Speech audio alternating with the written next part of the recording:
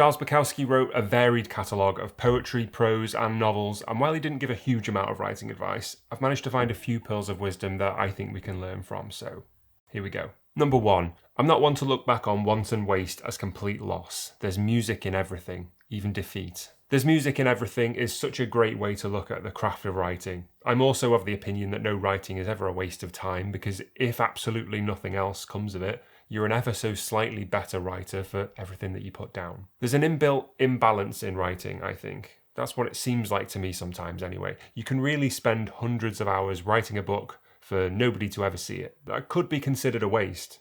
I don't know if it's wanton waste necessarily, but I've done it plenty of times myself, and I've considered entire books that I've written a waste before, but they weren't. Even if I didn't learn anything from each of those books, and I did, would spending time being creative and engaging my mind in trying to create art and something that spoke to me and might speak to other people, is that a waste of time? Compared with what, exactly? What isn't a waste of time, if that is? Writing isn't a quantity game, in my experience. It's not about getting numbers up and maximising output. It's not about upping production. That's all stuff that we've added to it in the last couple of 100 years. People sharing folk tales around a campfire weren't thinking about this quarter's growth and meeting sales targets necessarily.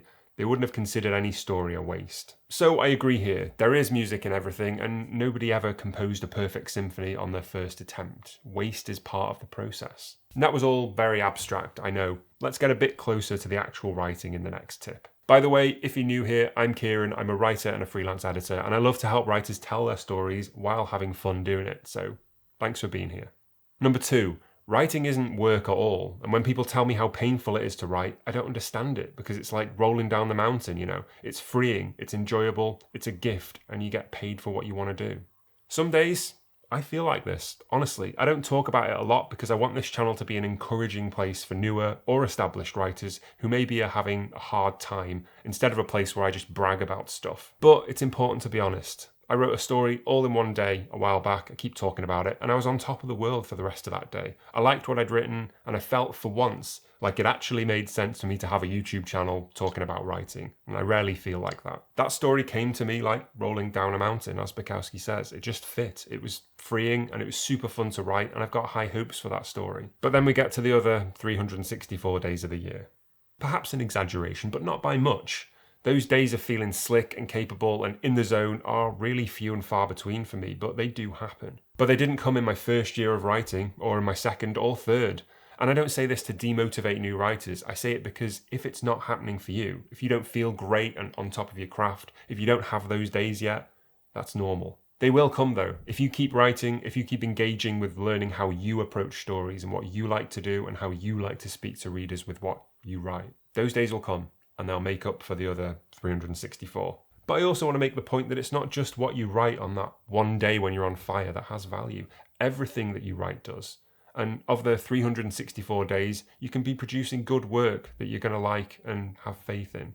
It would take a really long time to write a novel if there was no value in less than perfect days. Those perfect days will come if they haven't already, so just keep doing what you're doing. Sorry, I'm interrupting my own video to tell you about my editing service. Whether you're working on short fiction or a full novel, I'd love to help you get the most out of it. I'll look at all the usual stuff like your spelling and grammar, but I'll also focus on how the story works, your dialogue, plot, pace and structure, everything basically. I'll annotate your work with notes in the margin, and then at the end I'll write up all my thoughts, including your strengths, areas to develop and what I recommend you focus on. It's all done over email unless you want to hop on a video call to talk about something, so it can fit into any schedule, and all my feedback is friendly, positive and most importantly actionable. There's no need to take my word for all this though. There's tons of testimonials on my website from writers I've worked with if you want to know what they thought directly. Links in the description or scan the QR code on the screen. Thanks for your patience.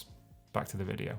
Now, this next point is a 2-for-1 kind of deal. I'm going to read one quote and then another because I think they go together, or they really don't. You'll see what I mean.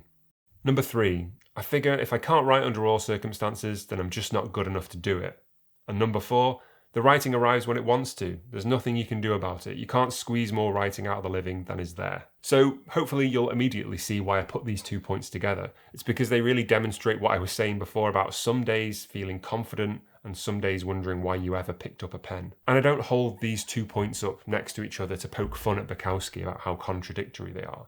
I actually think it just shows two quite honest thoughts about the experience of writing. It's not always consistent and comfortable, and I think there's value in being honest about that. The first quote here, "If I can't write under all circumstances, then I'm just not good enough."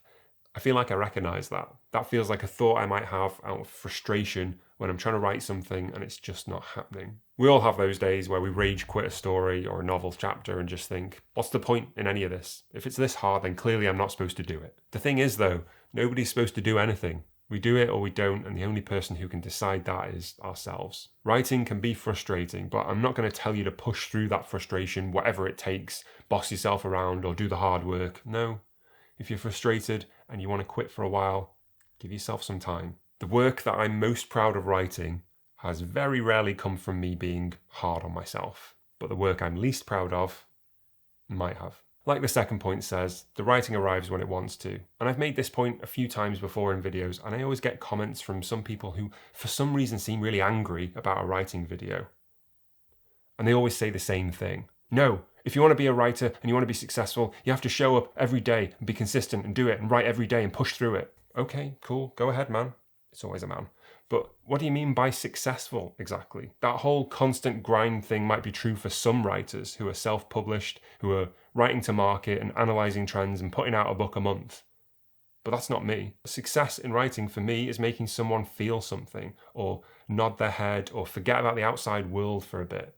And treating myself like an employee does not help me achieve that. Treating myself like an artist does. But, as I always say, that's just my way and what applies to me. You may feel very differently, and that's okay. I'm glad your way works for you, but honestly, realising that it doesn't apply to everyone is a gift that will help you understand writing better. That's honestly something that I always want to do. It's something that I'm always working on. And if you feel the same, here's a playlist of advice from loads of famous authors. Have a look and see if your favourites among them.